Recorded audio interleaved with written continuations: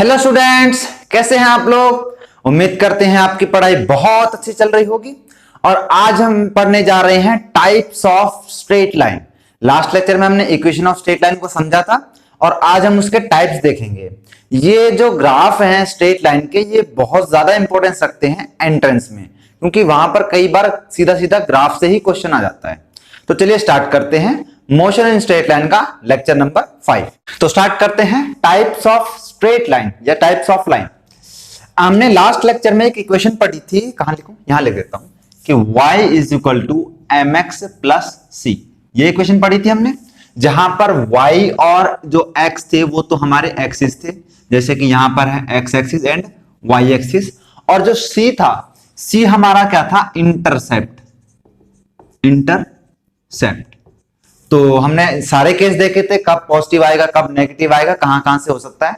अब और जो ब्रीफ में है वो हम देखना चाहते हैं कि भाई ये m क्या है, m तो स्लोप है, स्लोप, और c क्या है, c इंटरसेप्ट।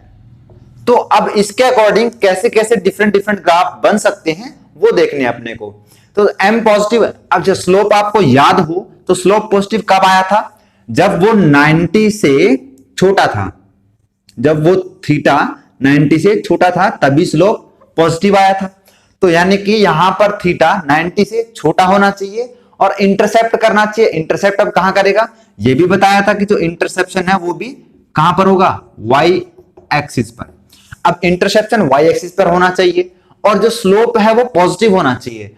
तो एक ही ग्राफ पॉसिबल है कुछ इस तरह का कि ये वाला जो एंगल है, ये वाला, ये होगा थीटा, और जो ये यहां पर जो इंटरसेप्ट हो रहा है ये प्लस वाई एक्सिस है, ये तो माइनस वाई है, यहां पर माइनस एक्स होगी। तो ये जो है पॉजिटिव है ना। तो ये दोनों कंडीशन फुलफिल कर रहा है कि जो इंटरसेप्ट कर रहा है वो भी पॉजिटिव है और जो स्लोप है वो भी यहां से अगर मैं देखूं तो ये होगा ना 90 से तो छोटा है ना ये, ठीक है। अब सेकंड केस क्या बोलता है कि स्लोप जो है वो पॉजिटिव हो लेकिन जहां इंटरसेप्ट कर रहा है वो नेगेटिव हो। स्लोप तो पॉजिटिव होना चाहिए लेकिन इंटरसेप्ट नेगेटिव हो। अब इसका भाई थीटा तो अपने को कम रखना पड़ेगा, तो कुछ इस तरह से बन जाएगा। अब यहां पर देखते हैं कि जो स्लोप है, यहां पर जो थीटा है अपने को दिख रहा है कि 90 तो यहां कहीं आता है, तो ये तो काफी कम है यानी कि पॉजिटिव होगा। और यहां पर ये इंटरसेप्ट कर रहा है तो ये प्लस एक्स, ये माइनस एक्स, ये प्लस वाई और ये माइनस वाई। तो ये इंटरसेप्ट कर रहा है नेगेटिव एक्सिस पे, तो इसलिए यहां पर इंटरसेप्ट क्या आ गया, माइनस आ गया। तीसरे में क्या है, स्लोप पॉजिटिव लेकिन जो इंटरसेप्शन है वो जीरो पे। जीरो का मतलब क्या है, यहां पर ओरिजिन है ना तो प्लस वाई एक्सिस पे ना नेगेटिव वाई एक्सिस पे, ये कहां पर होगा, ओरिजिन पर। और स्लोप अभी भी पॉजिटिव ही है, यानी कि इसका मतलब ये कुछ इस तरह से जा रहा होगा, कुछ इस तरह से जा रहा होगा।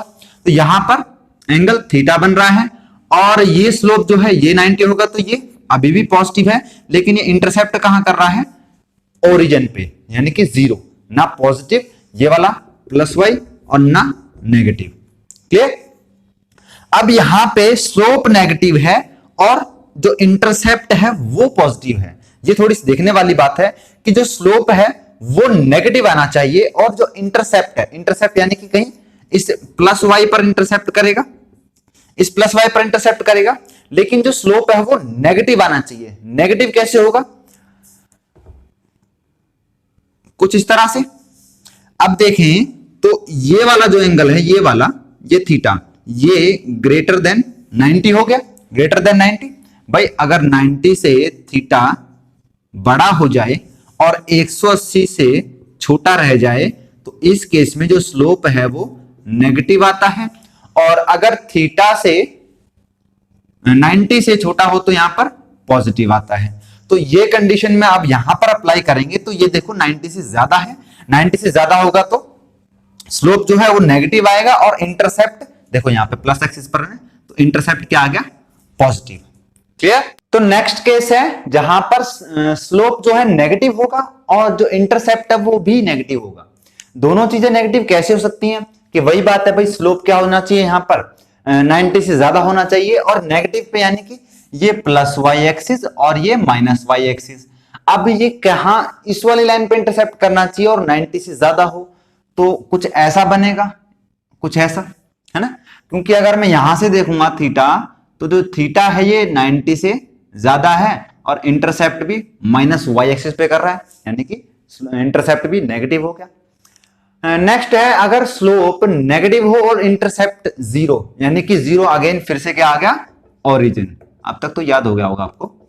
तो नेगेटिव और ओरिजिन, तो नेगेटिव स्लोप फिर से वही कहानी, बस यहां पर तो बहुत ही सिंपल चीज है कि यहां पर ये क्या हो गया, ओरिजिन, और स्लोप अब ध्यान से देखो, ये वाला जो थीटा है ये 90 से ज्यादा है ना, करीब 120 के आसपास जाएगा, तो नेगेटिव चला गया। अब यहां पर आते हैं दो इंपॉर्टेंट केस, ठीक है। क्या बोल रहा है कि स्लोप जीरो कब होगा, ये ग्राफ में नहीं, कई बार स्टेटमेंट के तौर पे पूछ लेते हैं, है ना, एसरेशन या फिर एसरेशन रीजन टाइप से, या फिर दो स्टेटमेंट दे दी उसके हिसाब से। तो स्लोप जीरो कब होगा, लास्ट लेक्चर में मैंने बताया था कि जो स्लोप है वो टेन थीटा से निकालते हैं, है ना। स्लोप कैसे निकालते हैं, या तो टेन थीटा से या फिर माइनस टेन अल्फा से, ये दो तरीके बताए थे निकालने के। अब अल्फा और थीटा क्या है, एक से एक मिनट लगेगी, बस फटाफट से देख लो कि अगर मान लिया ये है ना, ये ऐसे नहीं जाएगा, वैसे ओरिजिन से ही निकलेगा, वैसे तो यहां से भी निकल सकता है, ठीक है। ये है, ये प्लस वाई, ये माइनस वाई, ये प्लस एक्सिस और ये माइनस एक्सिस।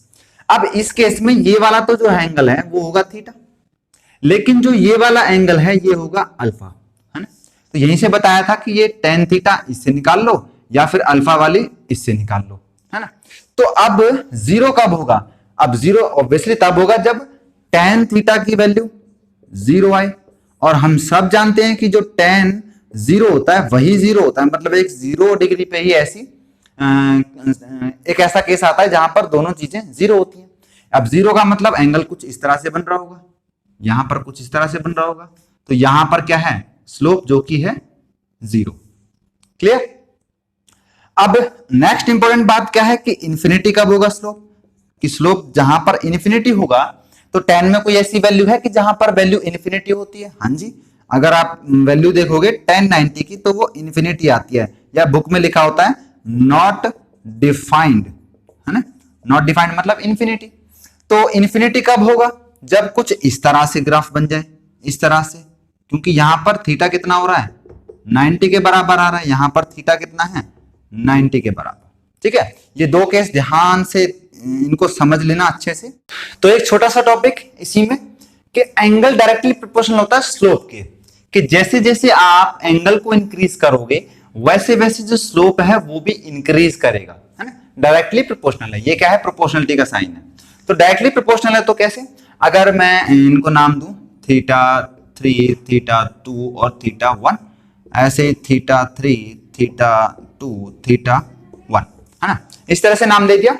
अब इस तरह का क्वेश्चन देके यहां पर क्या पूछ लेते हैं अपने से कि स्लोप का ऑर्डर बताइए, या इसमें इतनी कंफ्यूजन नहीं है, जो कर्व्ड लाइन वाले आते हैं उनमें बहुत ज्यादा कंफ्यूजन रहती है। जैसे इसमें तो क्या है, हमने सीधे सीधे देख के बता दिया कि M3, M2 एंड M1 ये होगा ऑर्डर किसका, स्लोप का, क्योंकि डायरेक्टली प्रोपोर्शनल है। सेम यही कहानी होगी M2 और M1, ठीक।